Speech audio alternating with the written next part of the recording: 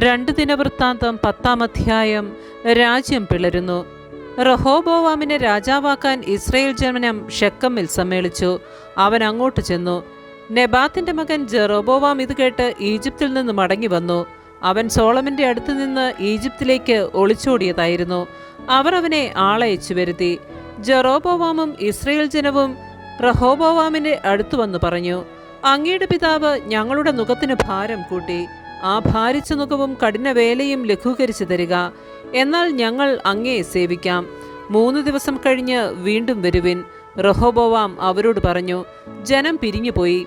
അപ്പോൾ റഹോബോവാം രാജാവ് തന്റെ പിതാവായ സോളമന്റെ വൃദ്ധരായ ഉപദേശകരോട് ആലോചിച്ചു, ഈ ജനത്തിന് എന്തുത്തരം നൽകണമെന്നാണ് നിങ്ങളുടെ അഭിപ്രായം? അവർ പറഞ്ഞു, അങ്ങ് ഈ ജനത്തോട് നല്ല വാക്കു പറഞ്ഞ് അവരെ സന്തോഷിപ്പിക്കുകയും അവരോട് ദയ കാണിക്കുകയും ചെയ്താൽ അവർ എന്നും അങ്ങയുടെ ദാസന്മാരായിരിക്കും.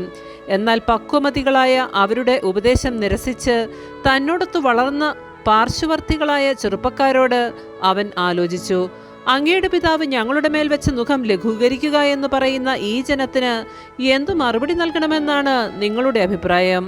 അവനോടൊത്തു വളർന്ന ആ ചെറുപ്പക്കാർ പറഞ്ഞു, അങ്ങയുടെ പിതാവ് ഞങ്ങളുടെ നുകത്തിന് ഭാരം കൂട്ടി. അങ്ങത് കുറച്ചു തരണമെന്ന് പറഞ്ഞ ഈ ജനത്തോട് പറയുക, എന്റെ ചെറുവിരൽ എന്റെ പിതാവിന്റെ അരക്കെട്ടിനേക്കാൾ വലുതാണ്. അവൻ ഭാരമുള്ള നുകം നിങ്ങളുടെ മേൽ വെച്ചു, ഞാൻ അതിൻ്റെ ഭാരം കൂട്ടും. അവൻ നിങ്ങളെ ചാട്ട കൊണ്ടടിച്ചു, ഞാൻ മുൾച്ചാട്ട കൊണ്ടടിക്കും. 3-ാം ദിവസം വീണ്ടും വരുവിനെന്ന് രാജാവ് പറഞ്ഞതനുസരിച്ച് ജെറോബോവാമും ജനവും റഹോബോവാമിന്റെ അടുത്ത് വന്നു. രാജാവ് അവരോട് പരുഷമായി സംസാരിച്ചു.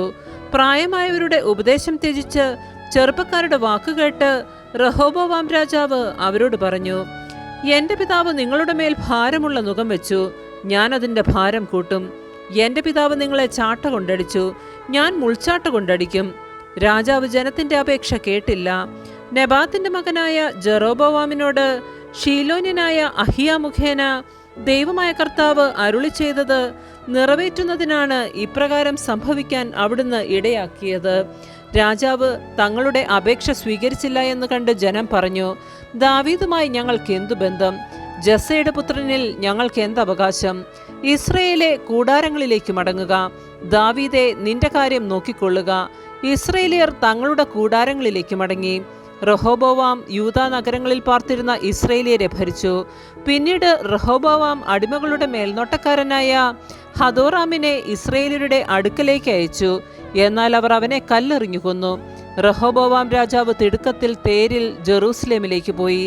ഇസ്രയേലിയർ ഇന്നും ദാവീദിന്റെ ഭവനത്തോട് മത്സരത്തിലാണ്. ആമേൻ. പരിശുദ്ധ